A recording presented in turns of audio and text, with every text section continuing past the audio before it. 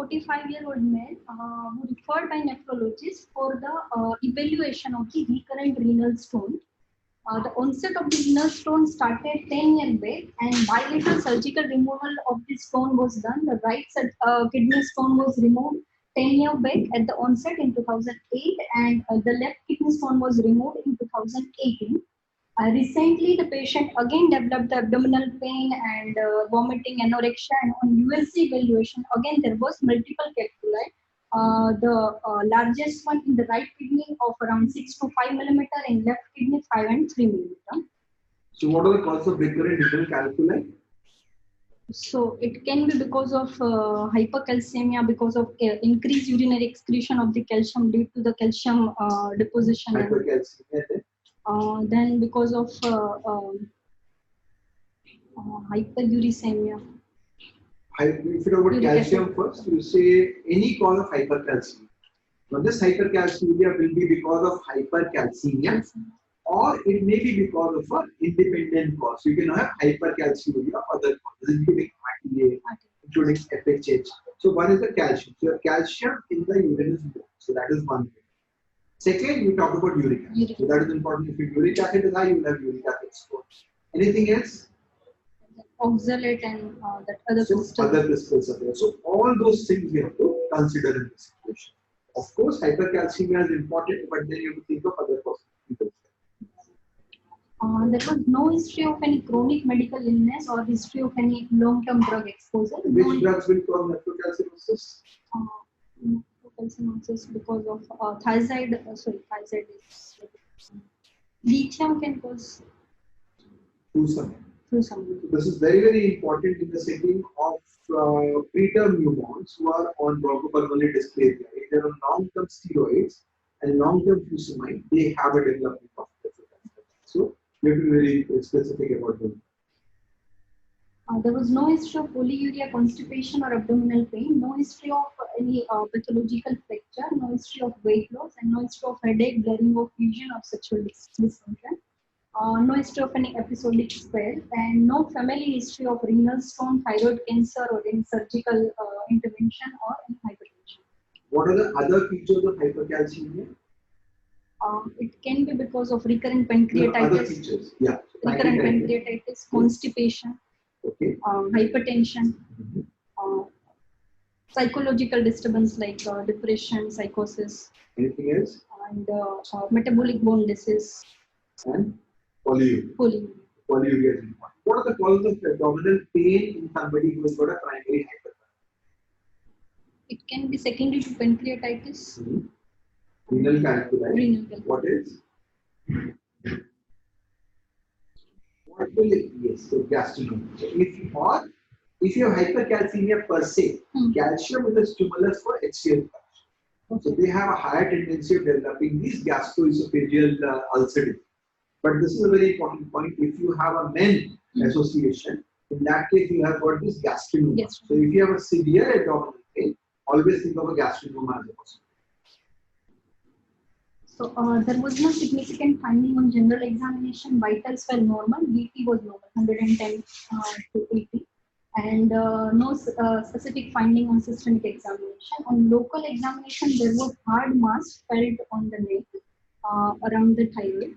Size? Size was around 1 to 2 centimeters. So the initial investigation. Which side of the thyroid? So that is an inferior part. Inferior part. Median part, the lateral part. So where exactly is the parathyroid located? So parathyroid is located at the superior and inferior part of the thyroid gland. So the hard mass was felt in the inferior part, mostly. Do you feel parathyroid? Anything else you would like to see if you have a hard mass?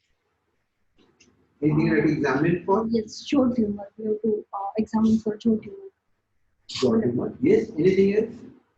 Lymph nodes. So you have to mention that there were no lymph nodes. That becomes very important in local examination. Even if you have said in GP, it becomes very important that you have a mass here, you have to say that there are no lymph nodes in the whole draining area.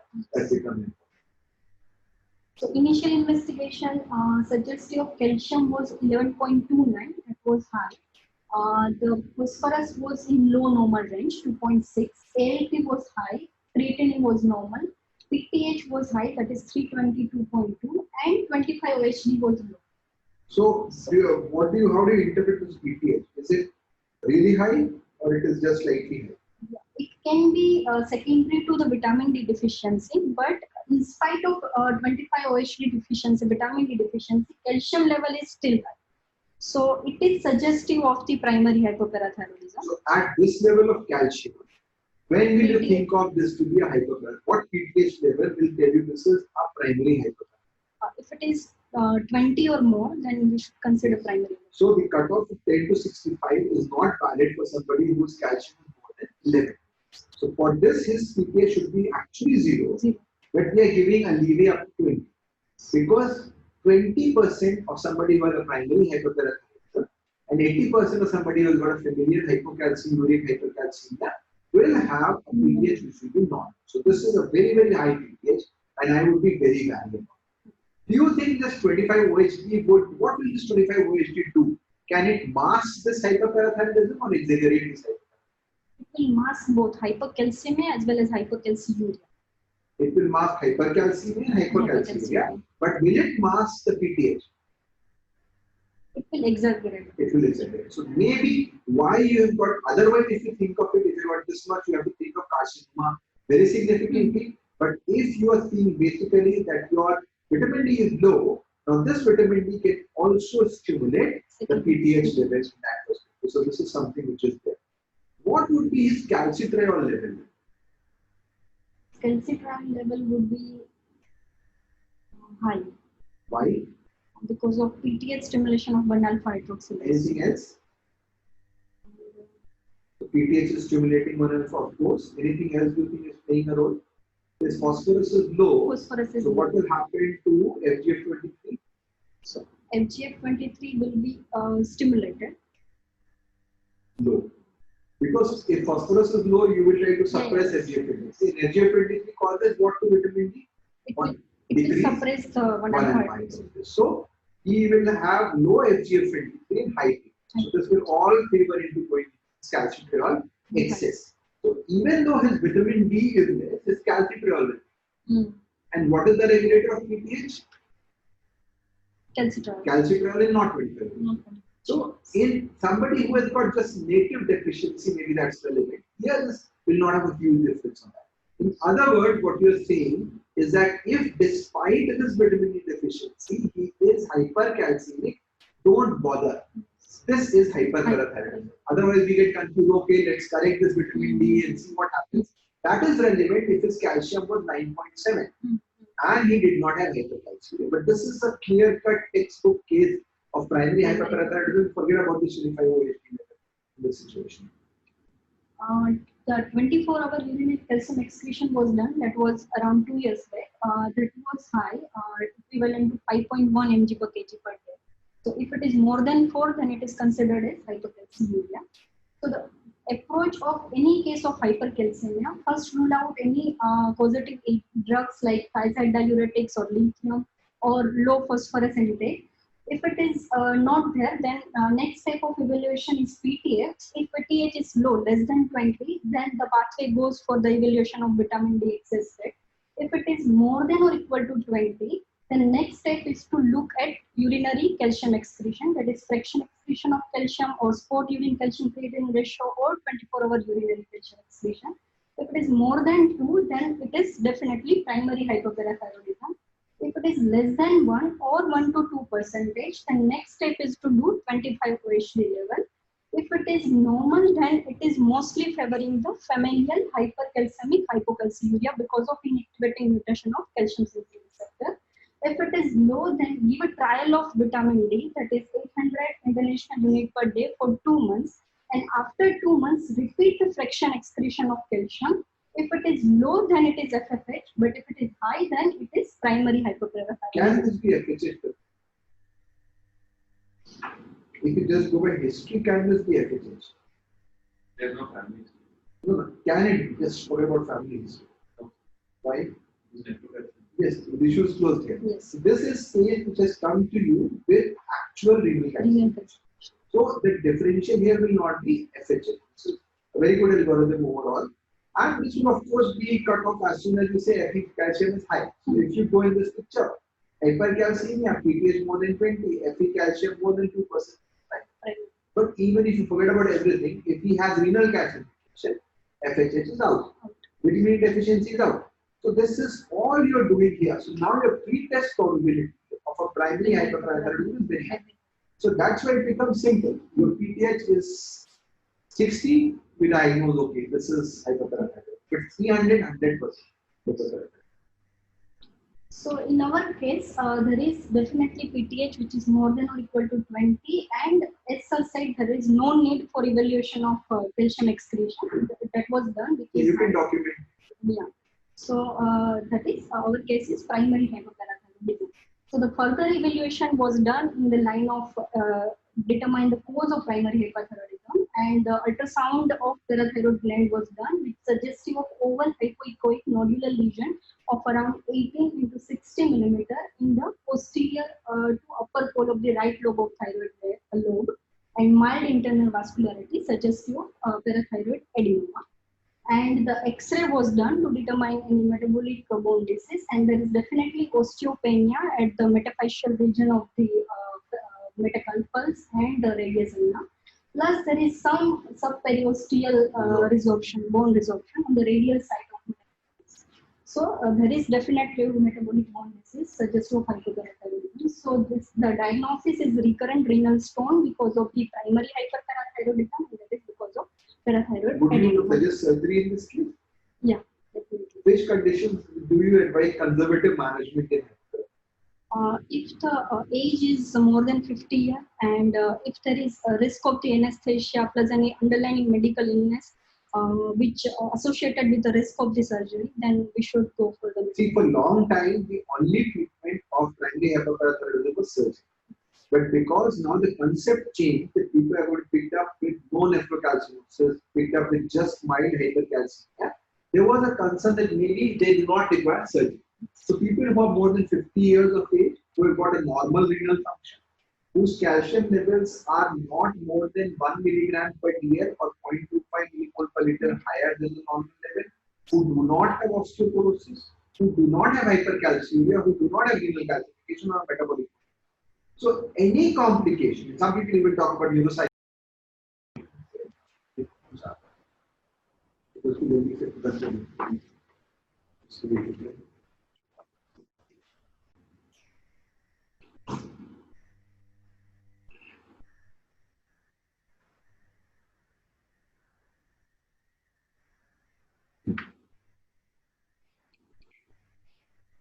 So we all know that PTH, which is secreted from the parathyroid gland in response to low calcium, which is stimulated by calcium sensing receptor, and PTH then act via type 1 PTH receptor to stimulate the G protein coupled receptor, which increases the cyclic AMP production, and which then brings the further actions of the PTH. In proximal convoluted tubule of the kidneys, the PTH stimulates 1-alpha hydroxylase to convert 25-OHD to the activating form of the vitamin D, and which then increases the absorption of the calcium and phosphorus from the gut. And in distal convoluted, and also it enhances the phosphorus excretion from the proximal convoluted tubule. In distal convoluted tubule, it increases the calcium absorption from the via stimulation of the TRPV5. And in bone, it stimulates bone resorption and release of the calcium and phosphorus in the circulation. So in a way, PTH increases calcium level, and by enhancing the phosphorus excretion from the kidney, reduces phosphorus level. So the net effect is hypercalcemia and hypophosphatemia. Does it cause hypocalciuria or hypercalciuria? It will cause hypercalciuria, that is relative hypercalciuria. For the level of the calcium, the urine calcium excretion is relative hypocalciuria. Yes. But it is absolute hypercalciuria because you are filtering a lot more calcium. So the primary hyperparathyroidism is because of abnormal and unregulated secretion of PTH from parathyroid gland. And mostly the presentation is symptomatic. that can be in acute situation like in parathyroid carcinoma or when there is rapid elevation in calcium because of some implementing drugs like thiazide are given.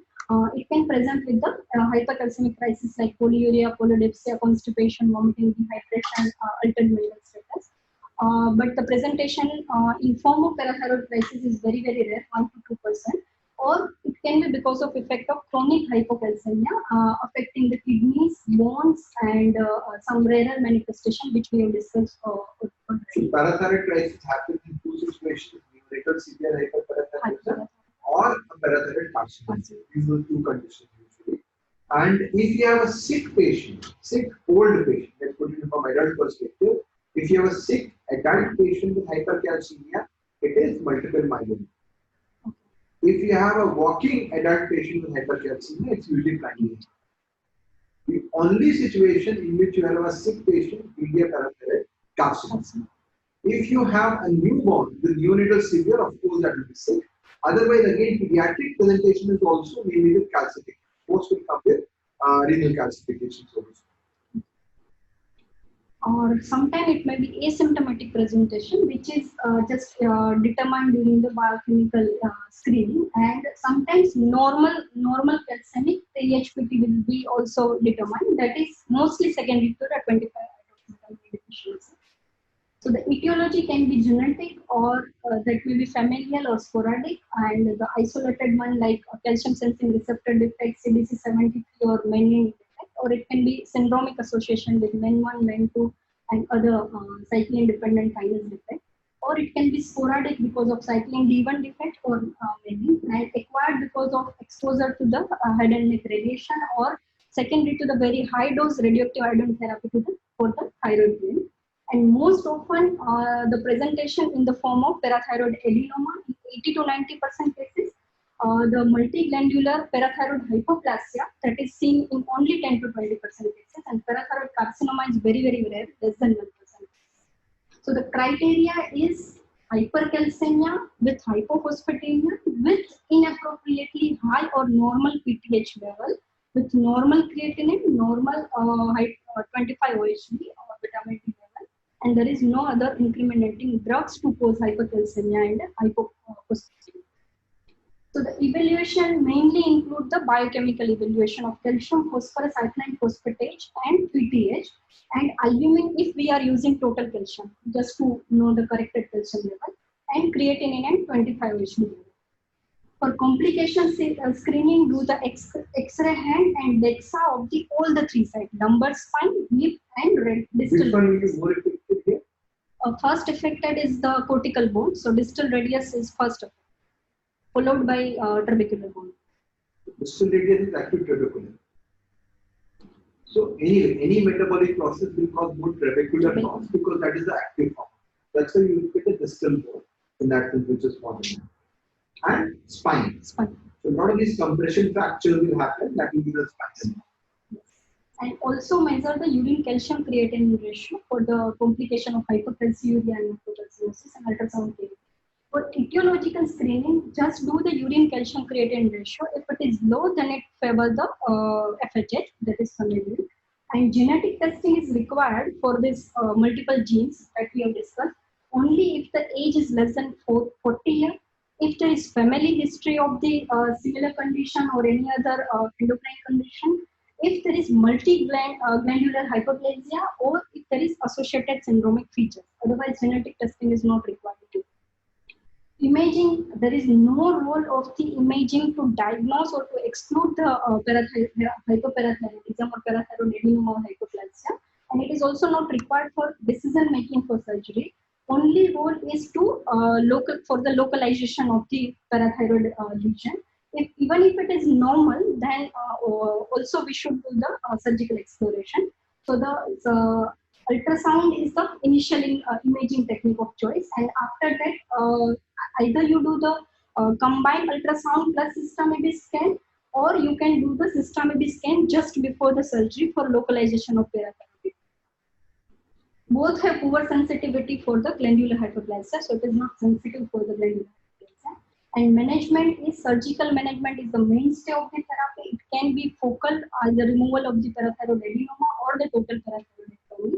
And the indication for the surgery is all symptomatic cases, and in asymptomatic patient, if the serum calcium level is 1 milligram per deciliter above the upper limit of normal, age is less than 50 years, bone mineral density less than minus 2.5 at any site of the distal radius or lumbar spine of the if the vertebral fracture, which is incidentally found in the CT, MRI or the vertebral fracture assessment, or if there is incidental finding of the stone nephrocalcinosis plus biochemical finding of the hypoparathyroidism and hypercalciuria, then definitely even in the asymptomatic cases, yes. He is less than 50, he has got stone, he has got hypercalciuria, So the he would surgery have, is- he requires surgery. There's no confusion. All children will require surgery. If it's less than 50, you have to give surgery. So this is all about this. Very important to differentiate if you do not have a renal calcification, FHH, because if you do surgery in FHH, it is not going to help out. This is important because there the basic mechanism in the kidneys are going to be affected.